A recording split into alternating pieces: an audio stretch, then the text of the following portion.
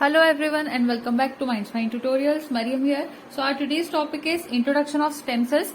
Basically MSc Zoology students को ये topic embryonic stem cells के फॉर्म में पूछा जाता है, जिसमें renewable by stem cells, epidermis, इस टाइप से उसके सब टॉपिक्स रहते हैं. इसी के साथ साथ स्टेम सेल्स में एक चीज और रहती है जिसको कहते हैं, टॉपिक का नाम होता है हीमोपोइटिक स्टेम सेल्स या फिर ब्लड सेल फॉर्मेशन. उसके अंदर आप डिटेल में पढ़ते हो स्टेम सेल के डिसऑर्डर्स क्या हो सकते हैं, ये सारी चीजें आती है एक के बाद एक.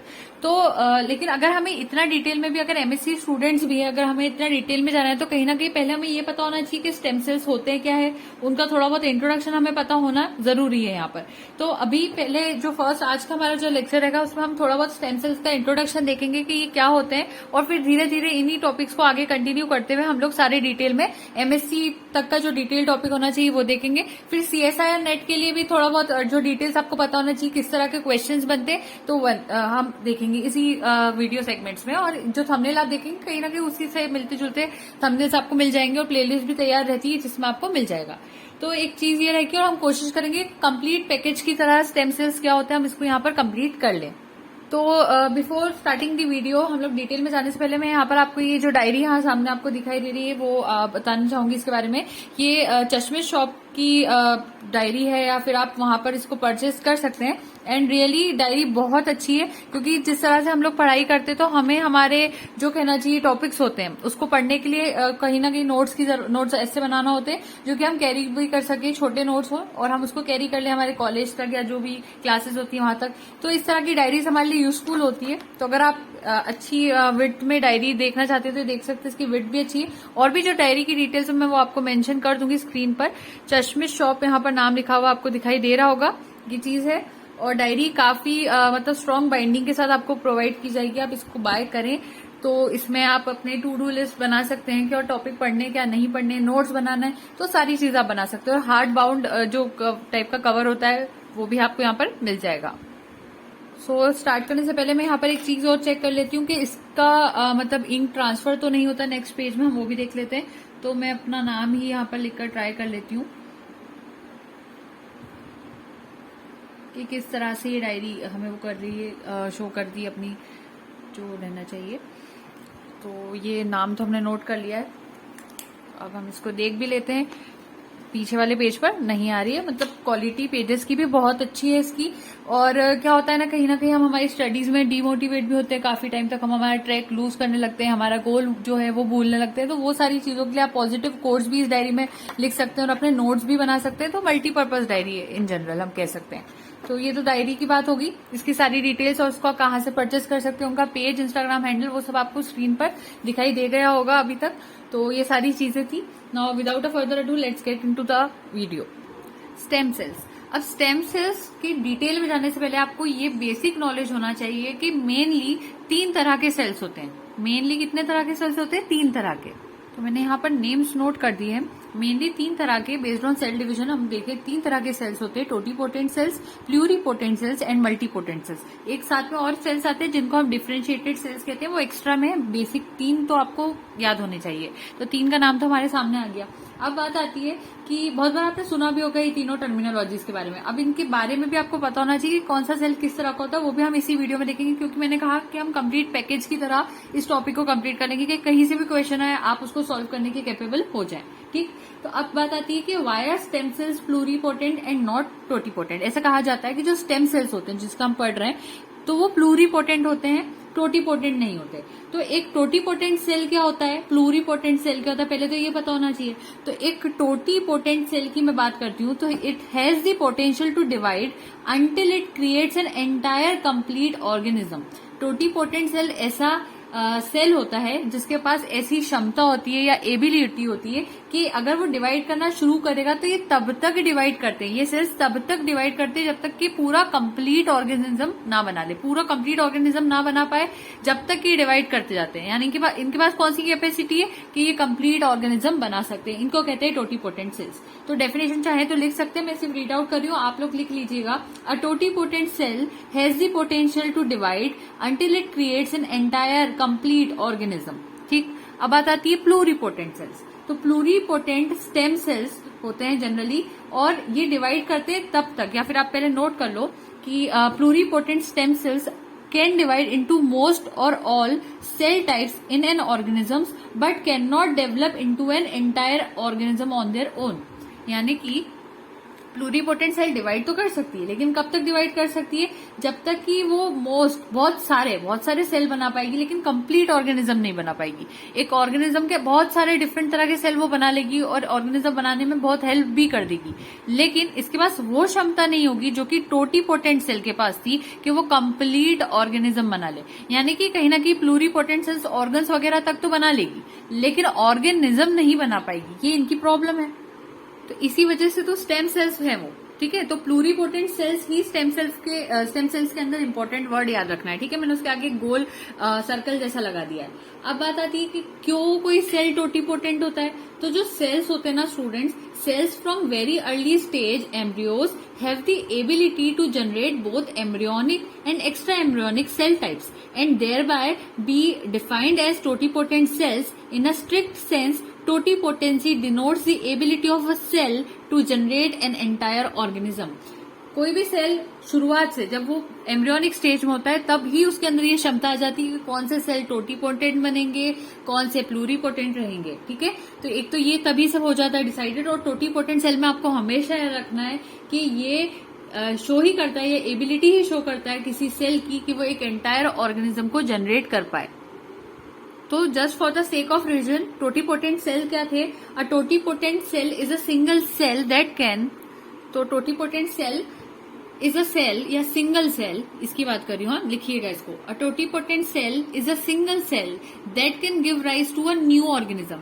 एक सिंगल सेल के पास भी ये क्षमता होती है कि पूरा का पूरा ऑर्गेनिज्म बना ले। ऐसे सेल को टोटीपोटेंट सेल कहते हैं।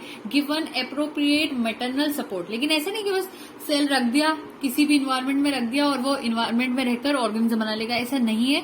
उस सेल के पास एक कंप्लीट मैटरनल सपोर्ट जरूर रहना चाहिए। तो गिवन एप्रोप्रिएट मैटरनल सपोर्ट, जिसमें मोस्ट स्ट्रिंजेंट डेफिनेशन आती है, ठीक है। A totipotent cell is one that can give rise to all extra embryonic tissues। यानी कि अब इसको थोड़ी प्रॉपर डेफिनेशन दे कि ऐसा सेल जो कि सारे जितने भी एक्स्ट्रा एम्ब्रियोनिक टिश्यूज होते हैं उनको राइज दे सके, पैदा कर सके, plus all tissues of the body के सारे टिश्यूज भी बना पाए, एंड जर्म लाइन भी बना ले। ये सारी चीज आपको पता होना चाहिए। तो ये लेस स्ट्रिंजेंट डेफिनेशन हो गई थोड़ी सी, तो वो दोनों आपको डेफिनेशन पता होना चाहिए थी, मैंने आपको बता दी। अब एग्जाम्पल की बात पूछ ली जाएगी कि टोटीपोटेंट सेल का एग्जाम्पल भी बताइए। तो स्पोर्स और जाइगोट्स जो होते हैं वो टोटीपोटेंट सेल का एग्जाम्पल होते हैं। Human development begins when a sperm fertilises an egg. आपको पता है ह्यूमन कैसे डेवलप होते हैं? जब एक स्पर्म और ओवम का फ्यूजन होता है, और जब उनका फ्यूजन हो जाता है, फर्टिलाइजेशन हो जाता है, वहां जाइगोट बनता है। तो फर्टिलाइज्ड एग भी आप उसको कह सकते हो, जिसकी वजह से जो जाइगोट वहां बनता है उस जाइगोट को हम कहते हैं वो टोटीपोटेंट सेल है। तो इसके एग्जाम्पल में यहां मेंशन कर देती हूँ, स्पोर्स और जाइगोट। जाइगोट एक सेल ही तो होता है शुरू में, वो सेल पूरा का पूरा ऑर्गेनिज्म बन जाता है, बाद में पूरा एक इंसान बना लेता है वो सेल जाइगोट, उसी को हम कहते हैं टोटीपोटेंट सेल। इससे ज्यादा सिंप्लीफाई करके मुझे नहीं लगता अभी आपको यूट्यूब पर और कोई टीचर मिल जाएंगे, क्योंकि नॉर्मली ये माना जाता है कि हम 11-12 से ये कंसेप्ट हमारे ऑलरेडी बिल्डअप है, तो ये बताने की जरूरत नहीं होती। लेकिन आई थिंक कि कहीं ना कहीं हम थोड़े से 11-12 के टॉपिक्स को भी कभी कभी मिस कर जाते हैं, हमारे माइंड से स्लिप हो जाते हैं, इसलिए मैं थोड़ा डिटेल में बता रही हूँ। और जिन स्टूडेंट्स को लगता है दे ऑलरेडी नो, तो वो चाहे तो ये वाला सेगमेंट स्किप कर सकते हैं अपनी जो भी कंफर्ट है उससे देखकर। अब बात आती है, अगर मैं बात करती हूँ मल्टीपोटेंट स्टेम सेल की, तो multipotent stem cells have the ability to develop specific types of cell, ठीक है। मल्टीपोटेंट है, ये सेल बना लेंगे लेकिन कुछ स्पेशल तरह के सेल बना पाएगी। यानी सेल से क्या बन रहा है? सेल ही बन रहा है, लेकिन कुछ स्पेशल सेल्स बन पा रहे हैं, स्पेशल सेल्स, ठीक है। यहां पर भी था कि वो ऑर्गन्स बना लेगी, ऑर्गन्स तक पहुंच जाएगा, ऑर्गन्स बना लेगी, लेकिन कंप्लीट ऑर्गेनिज्म बनाने की बात करें तो नहीं कर पा रही थी प्लूरीपोटेंट। वैसे ही मल्टीपोटेंट एक सेल से स्पेशल सेल्स तो बन जाएंगे, लेकिन ऑर्गन्स बनना कहना या फिर पूरा ऑर्गेनिज्म बन जाना वो हम यहाँ पर अफोर्ड नहीं कर पा रहे हैं। तो मल्टीपोटेंट सेल्स में आपको लिखना है, multipotent stem cells have the ability to develop special types of cell जो कि टर्मिनली डिफरेंशिएटेड सेल्स होते हैं। स्पेशल सेल्स कौन से? जो कि टर्मिनली डिफरेंशिएटेड सेल्स है। फॉर एग्जाम्पल, एक ब्लड स्टेम सेल की हम बात करते हैं तो वो मल्टीपोटेंट होता है। अब आप बोलेंगे कि अभी तो मैंने कहा था कि प्लूरीपोटेंट सेल ही स्टेम सेल होते हैं। नहीं, वो भी होते हैं, वो स्पेशल थे, लेकिन मल्टीपोटेंट भी तो हो सकते हैं, जरूरी तो नहीं। हाँ, तो अब हम बात कर रहे थे कि स्पेशल सेल की बात हो गई थी, मल्टीपोटेंट सेल्स की बात कर ली थी। अभी मैं क्या पॉइंट बता रही थी, हाँ, ब्लड के बारे में। ब्लड स्टेम सेल्स, ये इसके एग्जाम्पल होते हैं, किसके? मल्टीपोटेंट के। तो multipotent cells can develop into more than one cell type, ये भी आपको पता होना चाहिए, एक से ज्यादा सेल टाइप में डेवलप हो जाते हैं। और जो ब्लड स्टेम सेल होते हैं, मल्टीपोटेंट होते हैं, can develop into a red blood cell. ये ब्लड स्टेम सेल क्या बना सकते हैं? या आरबीसीज बना सकते हैं, डब्ल्यूबीसीज भी बना सकते हैं, और ये प्लेटिलेट्स भी बना सकते हैं, प्लेटिलेट्स भी बना सकते हैं डेवलप। ठीक है, तो ब्लड स्टेम सेल जो है वो क्या है? वो मल्टीपोटेंट सेल्स है। और जो मल्टीपोटेंट सेल्स हैं वो क्या कर सकते हैं? वो इस तरह के स्पेशल सेल्स बना सकते हैं जिसमें आरबीसी, डब्ल्यूबीसी, प्लेटिलेट्स आ जाएंगे। तो ये तीनों क्या है? ये तीनों स्पेशलाइज सेल्स हैं। और ये ऊपर वाले ब्लड स्टेम सेल क्या है? तो ये मल्टीपोटेंट सेल्स है। तो कोई पूछ ले कि बताइए कि इस टोटीपोटेंट में और इस मल्टीपोटेंट सेल्स में क्या डिफरेंस होता है? तो totipotent cells can form all the cell types in a body plus the extra embryonic और प्लेसेंटल सेल्स। पूरा ऑर्गेनिज्म तो बना सकते हैं, स्पेशल सेल्स भी बना सकते हैं, ये चीज होती है टोटीपोटेंट के अंदर। वहीं multipotent cells can develop into more than one cell type, एक सेल से दूसरे डिफरेंट तरह के सेल बना लेगा, बस इतनी क्षमता होती है। But are more limited than pluripotent cells, लेकिन मल्टीपोटेंट सेल्स जो होते हैं प्लूरीपोटेंट सेल के कंपैरिजन में ज्यादा लिमिटेड होते हैं, यानी कि प्लूरीपोटेंट सेल्स ज्यादा अच्छी तरह काम कर पाते हैं मल्टीपोटेंट के कंपैरिजन में। जो अडल्ट स्टेम सेल्स होते हैं and chord blood stem cells होते हैं, इनको हम मल्टीपोटेंट के एग्जांपल में देते हैं। तो एक एग्जांपल तो इसका आ गया, एग्जांपल पहला ब्लड स्टेम सेल मल्टीपोटेंट में, और दूसरा इसका एग्जांपल मैं यहाँ लिख देती हूँ। एक काम करिएगा, आप भी लिख लीजिएगा, साथ में आप भी लिख रहे हैं तो ज्यादा प्रॉपर रहेगा, एडल्ट स्टेम सेल्स या अडल्ट स्टेम सेल्स। ठीक है, तो ये दोनों आ जाता है यहाँ पर, इतनी आपको बात पता होना चाहिए थी। अब who proved that the cells are totipotent? ऐसा कौन था जिसने प्रूव कर दिया कि सेल्स तो टोटीपोटेंट होते हैं? तो father of plant tissue culture, जिनका नाम था गॉटलिब हेबरलैंड। अब मैंने यहाँ थोड़ा सा हौच पौच कर दिया, मैं आपको स्पेलिंग बता रही हूँ, GOTTLIEB, Gottlieb Haberlandt, HABERLANDT, Gottlieb Haberlandt. इन्होंने डिस्कवर किया था टोटीपोटेंसी के बारे में, और इन्हें हम father of plant tissue culture भी कहते हैं। एक क्वेश्चन और भी एग्जाम में पूछा जाता है, मैं पहले स्पेशल पॉइंट्स आपको बता रही हूँ। एक क्वेश्चन पूछा जाता है कि what is the least invasive source of stem cells from the human body? अगर किसी ह्यूमन की बॉडी में देखेंगे तो सबसे ज्यादा least invasive source stem cells के लिए क्या होता है? तो उसका आंसर है कॉर्ड ब्लड। कॉर्ड ब्लड जो रहता है वो लीस्ट इन्वेसिव होता है, लीस्ट इन्वेसिव किसके लिए? Of least invasive source of stem cells. अब ये तो मैंने आपको बता दिया कि जो जाइगोट होता है स्टूडेंट्स, जाइगोट टोटीपोटेंट सेल है, लेकिन क्या जब ह्यूमंस बड़े हो जाते हैं तो क्या उनमें कोई ऐसा सेल होता है जो कि टोटीपोटेंट हो सकता है? जैसे अगर मान लीजिए कोई इंसान है, वो बड़ा हो गया, पूरा बूढ़ा इंसान है मान लीजिए, उस बूढ़े इंसान के अंदर अगर कोई ऐसा सेल आप ढूंढने जाओ कि वो सेल फिर से उसी सेम टू सेम इंसान को बना दे, क्या ऐसा कोई सेल हो सकता है? तो आपको इसका आंसर पता होना चाहिए। The only human cell that have so far been shown to possess a totipotent character, थोड़ा बहुत टोटीपोटेंट कैरेक्टर अगर किसी अडल्ट में मिलता है तो वो रहते हैं blastomeres from early cleavage stages of an embryo. वो भी कहाँ मिलता है? एम्ब्रियो में मिलता है, blastomeres from early cleavage stages of an embryo. और दूसरा मिलता है सिंगल ब्लास्टोमियर के अंदर, that can be use for the derivation of pluripotent human embryonic stem cell. हालांकि साइंटिस्ट बहुत ज्यादा इसकी सर्च कर रहे हैं स्टेम सेल में, हम ऐसा कोई सा स्टेम सेल ढूंढ ले बॉडी में, या ऐसा सेल टोटीपोटेंट सेल ढूंढ ले बॉडी में जिससे कि पूरा पूरा इंसान ही हम फिर से बना ले। तो अब यहाँ पर फिर दूसरा क्वेश्चन आ जाता है कि क्या टोटीपोटेंट स्टेम सेल हम बना सकते हैं? तो inducing totipotency into stem cells outside of embryo will allow maximal cell engineering for therapeutic purposes. तो कहीं ना कहीं साइंटिस्ट कोशिश कर रहे हैं लेकिन अभी तक बना नहीं पाए। ठीक है, अब एक और क्वेश्चन पूछते हैं टीचर्स कि what are the only totipotent cells in human? तो ह्यूमंस के अंदर सिर्फ और सिर्फ जाइगोट ही ऐसे होते हैं जो कि टोटीपोटेंट सेल्स होते हैं, इसके अलावा कुछ नहीं होता। थोड़े बहुत कैरेक्टर जो मिल सकते हैं टोटीपोटेंट सेल्स जैसे, वो क्या था, कैरेक्टर किसमें मिल रहे थे, blastomeres from early cleavage stages of an embryo, और दूसरे थे सिंगल ब्लास्टोमियर्स। एक चीज और आपको पता होना चाहिए कि स्टेम सेल्स स्पेशल क्यों होते हैं। तो stem cells provide new cells for the body as it grows and replace specialized cells that are damaged or lost. They have two unique properties that enable them to do this. They can divide over and over again to produce new cells. ये बार बार divide कर सकते हैं और नए cell बना सकते हैं.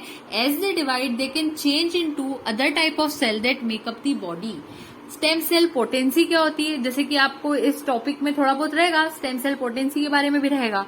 तो स्टेम सेल पोटेंसी क्या होती है, तो मैं यहाँ पे नोट करती हूँ इस टॉपिक को. पहले तो stem cell potency, stem cell potency क्या होती है ये बताइए.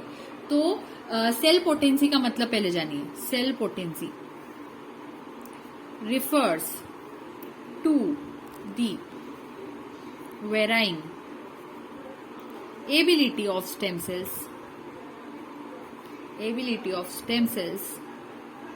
to differentiate into special cell types. ये सारी चीजें आपको पता होना चाहिए. यहाँ पर cells with greatest potency can generate more cell types than those with lower potency.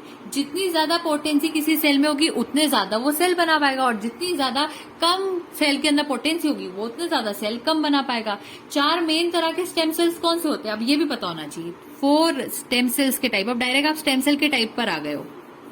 4 stem cells के टाइप क्या होते हैं. तो पहला होता है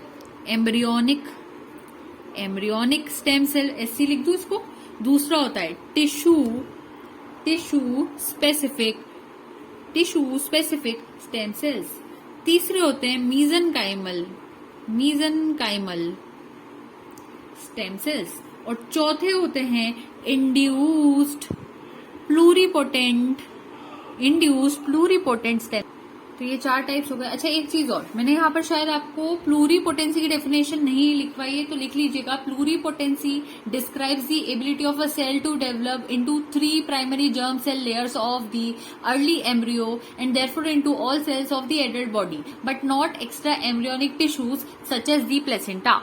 और एक डिफरेंशिएटेड सेल्स, ये क्या होती है, ऐसी स्पेशल तरह की सेल्स होती है जो कि कहीं बॉडी में जरूरत होती है तो वहां कहीं ना कहीं पहुंच जाती है. फॉर एग्जांपल रीजनरेशन करवाना है बॉडी में किसी जगह पर, तो डिफरेंशिएटेड सेल्स का काम बहुत ज्यादा रहता है.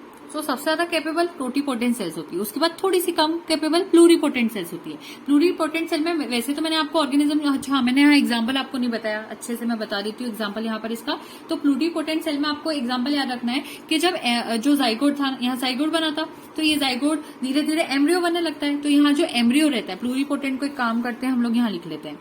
प्लूरीपोटेंट का थोड़ा सा हौज पौज हो रहा है लेकिन नोट्स आप प्रॉपर बनाना. प्लूरीपोटेंट में आपको याद रखना है कि एम्ब्रियो जो रहता है 4th डे जो होता है, चौथा दिन 4th डे, उस पे एक स्ट्रक्चर आ जाता है, स्ट्रक्चर दिखाई देता है.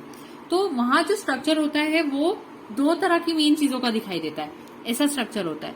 तो बाहर की जो ये जो प्लूरीपोटेंट सेल्स होते हैं ये बनाती है, ये बाहर की जो लेयर होती है उससे तो वो बनाती है प्लेसेंटा, ये प्लूरीपोटेंट सेल्स बनाती है. और अंदर भी कुछ सेल मास जैसा बना देते हैं जिसको कहते हैं ICM, इनर सेल्यूलर मास, ये बना देते हैं. तो प्लूरीपोटेंट सेल्स के एग्जांपल में आपको ये दोनों चीजें याद होना चाहिए. तो इसी वजह से प्लूरीपोटेंट स्टेम सेल्स जो रहते हैं वो टोटीपोटेंट नहीं होते, क्योंकि एक तरफ तो प्लेसेंटा बना दिया इन्होंने. प्लेसेंटा अगर ये बना रहे तो प्लेसेंटा तो सिर्फ मदर और फीटस का कनेक्शन करवाती, उससे ज्यादा कुछ नहीं करवाती. और अब जो कुछ बना सकता है वो बस ये थोड़ा बहुत ICM बना सकता है. तो ICM डेवलप करेगा आगे फर्दर, लेकिन ये ICM पूरा ऑर्गेनिज्म बनाने के कैपेबल जैसे कि एक टोटीपोटेंट सेल था वैसा तो नहीं होता. फिर थर्ड हमारे पास प्लूरीपोटेंट से भी थोड़े कम अच्छा काम करने वाले कौन होते हैं, वो थे मल्टीपोटेंट सेल्स. तो मल्टीपोटेंट सेल्स के अंदर मैंने आपको एग्जांपल बता दिया था कि इसमें स्पेशल सेल्स बनाने की क्षमता होती है. इसमें आते हैं ब्लड स्टेम सेल्स जो कि RBCs, WBCs, प्लेटलेट बना सकते हैं. दूसरा एग्जांपल एडल्ट स्टेम सेल का था. इसके अलावा आप तीसरा भी एग्जांपल चाहो तो मैं बता देती हूँ, मसल सेल्स का आ जाएगा तीसरा एग्जाम्पल. 4th में आ जाएगा इंटेस्टाइन, टीथ, ये सारी चीजें आ जाएंगी. और लास्ट में डिफरेंशिएटेड सेल्स का यही था कि कोई जैसे कोई स्पेशलाइज्ड वर्क करना है तो किसी स्पेशलाइज्ड वर्क करने के लिए ही ये सेल्स काम करती है। फॉर एग्जांपल इनको बता दिया जाता है कि आपको रिप्रोडक्टिव सेल्स ही बनाना है, तो उसके पर्टिकुलर डिफरेंशिएटेड सेल्स हो जाएंगे, क्योंकि ये सिर्फ रिप्रोडक्टिव सेल्स बनाएंगी। फिर कुछ सेल्स को ग्रुप का काम दे दिया जाएगा कि तुम सिर्फ स्टमक बनाना। तो जब डिफरेंशिएशन आ जाता है कि तुम्हें पर्टिकुलर यही काम करना है, अभी तक ये डिफरेंशिएशन जैसा इतना प्रॉपर नहीं था कि ये वाला सेल यही बनाएगा। अगर मैं डिफरेंशिएट कर दूं कि ये वाला पर्टिकुलर ग्रुप यही बनाएगा तो उसको कहते हैं डिफरेंशिएटेड सेल्स। एग्जांपल के तौर पे हमारे टीचर्स हमें पहले कह देते थे कि आपको ये प्रोजेक्ट बनाना है, आप सब कुछ भी प्रोजेक्ट बना लो, ये चलता है। लेकिन कभी ऐसा भी होता है कि टीचर्स हमें कहते हैं कि एक पर्टिकुलर ग्रुप इस रोल नंबर से इस रोल नंबर तक ये वाला मॉडल बनाएगा, इस रोल नंबर से दूसरे रोल नंबर तक ये मॉडल बनाएगा, तो वो डिफरेंशिएशन आ जाता है। तो आई थिंक आज का वीडियो सेगमेंट इतना सफिशिएंट है। मैंने थोड़ा बहुत आपको स्टेम सेल्स के पहले जो मेन सेल्स होते हैं उनका आपको यहाँ पर थोड़ा नॉलेज देने की कोशिश की है। मैं आगे वाले लेक्चर से स्टेम सेल्स की डिटेल में पूरा आप जाने की कोशिश करूंगी और स्टार्ट करेंगे हम और डिटेल में। तो अभी के लिए इतना टॉपिक सफिशिएंट है। Thank you so much and don't forget to like, share and subscribe. Happy learning.